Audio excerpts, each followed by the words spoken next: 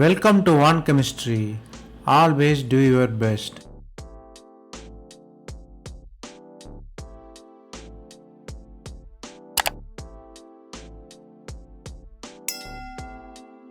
Now, let us see about 100 conversion in organic chemistry. We are seeing it as episode. This is the 30th episode. If you didn't watch previous episode, I encourage you to go and see. Here we solve 5 problems step by step. Stay tuned.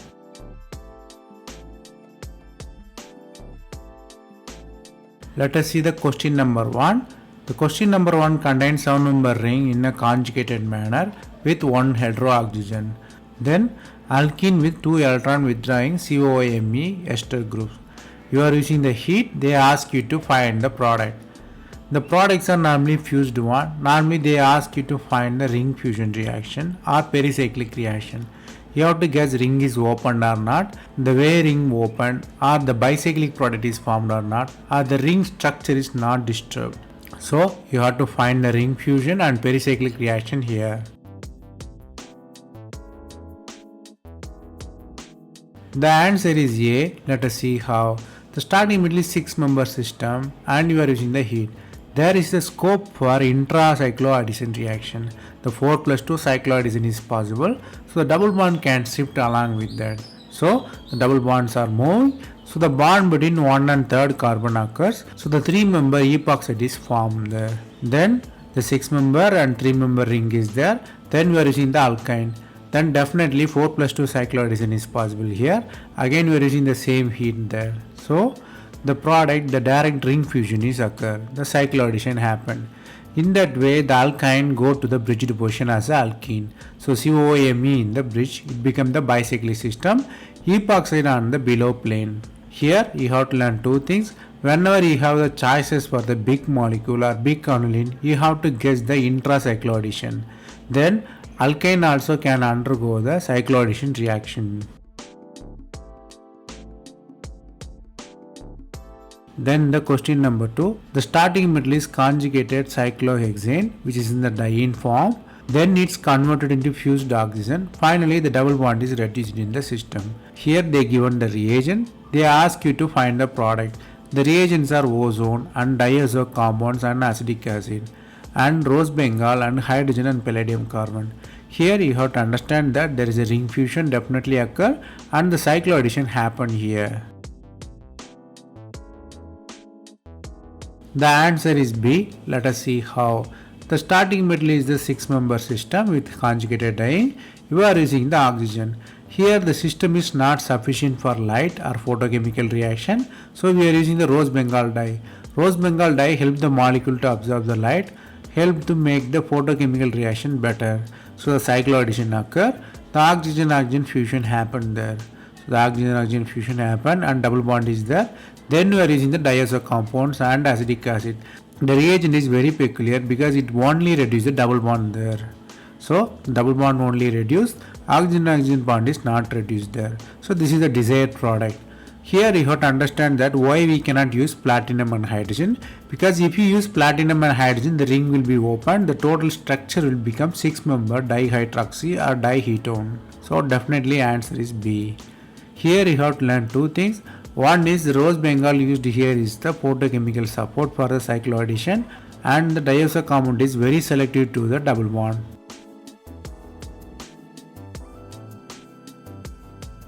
Then the question number 3. The starting metal is the benzene attached with the amide. Amide is with the 2 ethyl group. Here selective iodination occur in the ortho position. They ask you to find the reagent.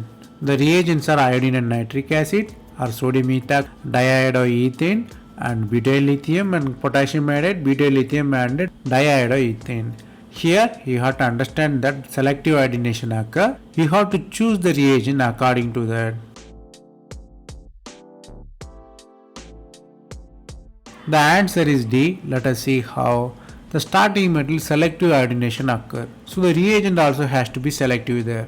So the butyl lithium if you use, what really happen is ortholithiation is happen. This is a very important one because the lithium forms 6-member ring if there is an anchoring group like nitrogen. The nitrogen is the anchoring group. It anchors the lithium to the ortho position. So the ortho deprotonation occur, anion formation is occur. Then you are using the diiodoethane, the selective iodination happen. Here you have to know two things. Here we cannot use sodium ethoxide because we cannot use the selective proton abstraction, so no ortholithiation is possible. Similarly, we cannot use Ka because Ka give direct negative charge iodide, so negative charge and negative ion repel the reaction, so the reaction is not feasible. That's why we use the concerted way the reaction. We use the diiodoethane. Here you have to learn two things. One is the nitrogen is the anchoring group. It forms or it directs the ortholithiation. And diiodoethane is a not ionic compound. So the reaction is favored by simple SN reaction.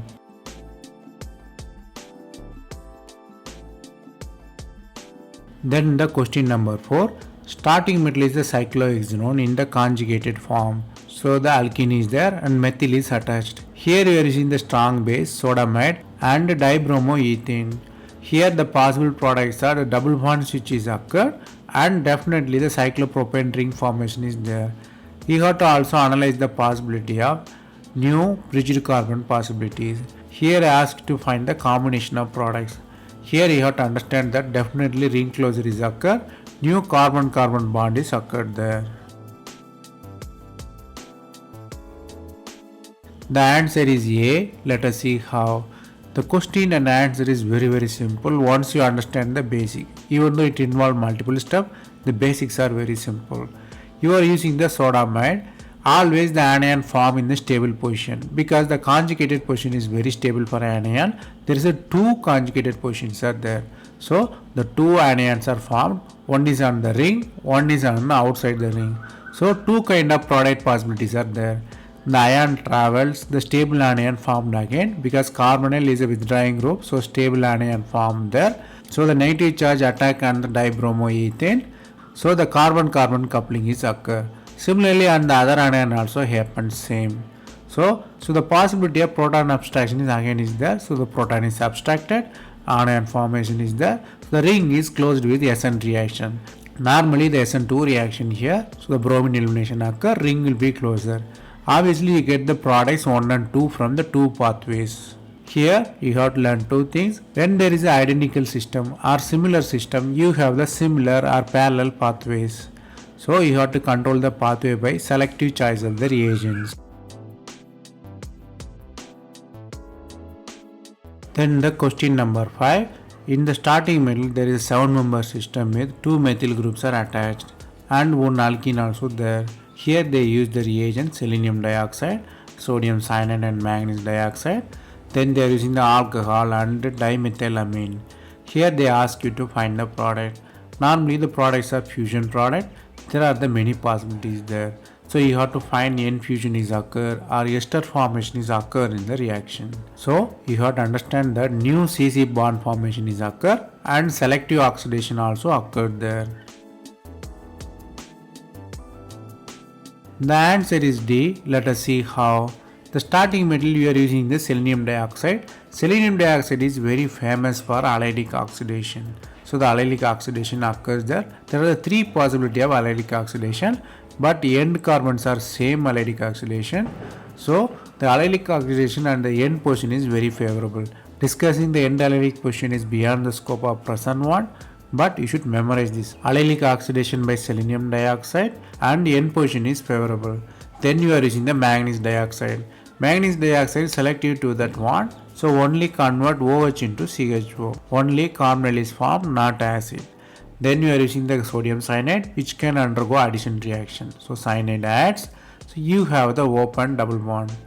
Then you are using the dimethylamine. The nitrogen attack on the carbon and cyanide leaves. Then you are using the alcohol and manganese dioxide. Again the oxidation occurs there. So the final product is amide. Here OH convert to CO by mild oxidation. So the product is clearly D. So here you have to understand two things. One is selenium dioxide is specific for allylic oxidation. Then you have to understand that manganese dioxide be a mild oxidizing agent, convert alcohol to aldehyde, not to acid.